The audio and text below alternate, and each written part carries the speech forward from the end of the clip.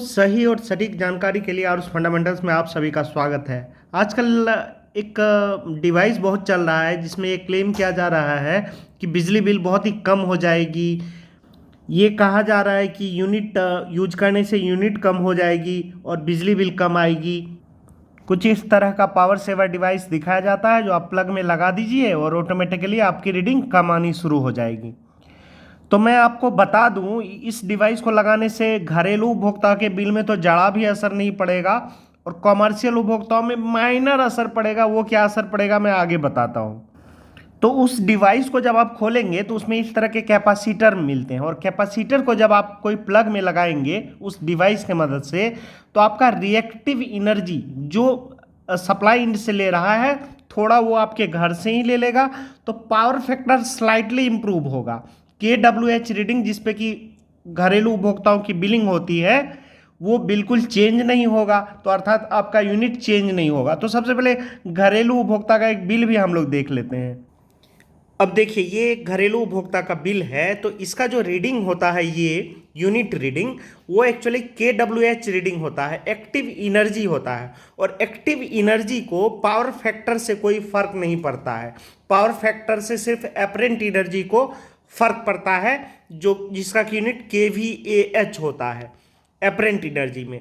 तो घरेलू उपभोक्ता का पावर फैक्टर जरूर थोड़ा बहुत इंप्रूव होगा, और चूंकि कैपेसिटर भी एक लगाया रहता है उसमें, तो बहुत ज़्यादा भी इंप्रूव नहीं होगा। अब जैसे 0.9 है तो मुश्किल से आपका 0.92 आएगा या 0.93 आएगा। ये बहुत ही मार्जिनल है, क्योंकि सफिशियंट कैपेसिटी का कैपेसिटर भी उसमें नहीं लगता है। तो घरेलू उपभोक्ताओं के साथ ये बिल्कुल धोखा है। आप लोग बिल्कुल इसको, इस तरह के उत्पाद से सावधान रहिए। मेरा तो सजेशन रहेगा कि आप मत खरीदिए। अब देखिए, मैं एक कॉमर्शियल उपभोक्ता का बिल देख रहा हूँ, जो व्यावसायिक कनेक्शन रहते हैं, जैसे दुकान वगैरह सब में कनेक्शन होते हैं उसके लिए। तो कॉमर्शियल उपभोक्ता का जो ये रीडिंग होता है यूनिट रीडिंग, वो भी KWH रीडिंग ही होता है। तो उसका भी KVAH पे नहीं होता है, तो उसको भी रीडिंग के मामले में कुछ भी फायदा नहीं होगा। हाँ, एक बात जरूर है कॉमर्शियल उपभोक्ता में कि पावर फैक्टर पे उनको रिबेट या उनको कभी पेनल्टी लगती है कैपेसिटर प्रभार के रूप में। अब देखिए, इनका कैपेसिटर जो है, पावर फैक्टर जो है 0.94 है, 0.9 से ज़्यादा है, इसीलिए इनको रिबेट मिली है 41.64 रुपीज। और अगर 0.9 से कम रहता तो इनको पेनल्टी लगती।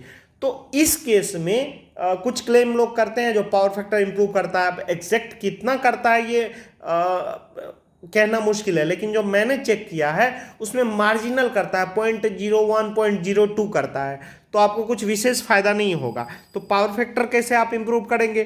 तो उसके लिए जो भी आपका, तो पावर फैक्टर आप इंप्रूव कर सकते हैं जो भी मोटर युक्त लोड है आपका, जैसे आपका फैन होता है उसमें जो कैपेसिटर है वो उसको ठीक कर लीजिए अगर वो गड़बड़ है। तो कोई फ्रिज है या फ्रीजर है तो उसमें आप कैपेसिटर सही साइज का लगा सकते हैं, और वो जो कंपनी वाले हैं ना वही लगा के देते हैं, अक्सर ये सब ठीक ही होते हैं।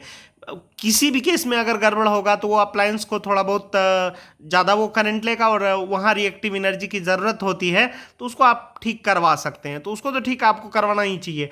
ये जनरल एक जो ये डिवाइस बना दिया ये सफिशियंट बिल्कुल नहीं है। और जब इसके लिए सफिशियंट नहीं है तो जो भी LTS कनेक्शन सब है उसके लिए तो बिल्कुल वो नहीं है, जैसे आटा चक्की वगैरह सब के लिए है। और उसके लिए तो आप जानते ही हैं वो तो KVAH पे बिलिंग होता है उसका, एपरेंट एनर्जी पे। लेकिन उसको तो ये माइनर इंप्रूव करता है, तो कोई ज़्यादा तो फर्क आपका पड़ेगा नहीं। उसको भी अलग से कैपेसिटर बैंक सफिशिएंट साइज का लगाना पड़ता है।